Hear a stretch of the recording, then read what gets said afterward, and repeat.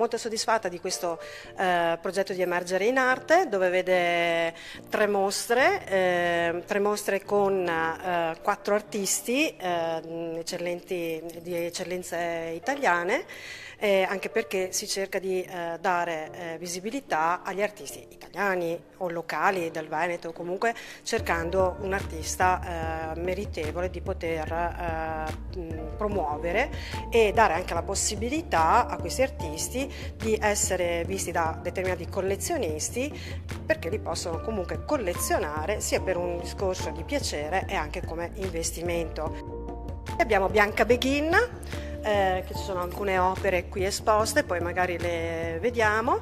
Bianca Beghin è un'artista autodidatta che crea natura.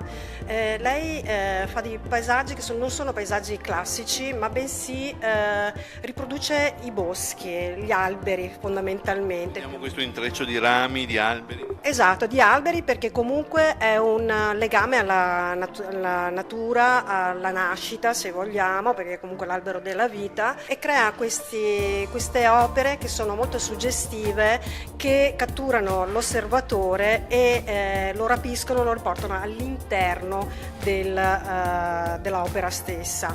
Infatti mi permetto di dire che il 13 maggio ci sarà la sua esposizione, sarà molto suggestiva perché ci saranno anche del sonoro che coinvolgerà lo spettatore, ma non solo, quindi Sono quelle opere che vediamo che stanno per essere in qualche modo allestite, le vediamo sullo sfondo. sì, qui per il momento ne abbiamo solamente 2 di anche dimensioni ridotte, ma Bianca fa anche dimensioni più grandi, quindi sono anche molto più d'impatto, molto più particolari anche come colori, come forme e tutto.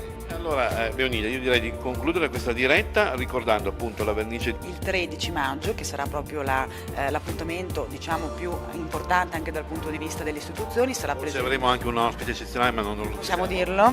Poi appunto il 27 maggio. Si concluderà poi esattamente 10 di giugno.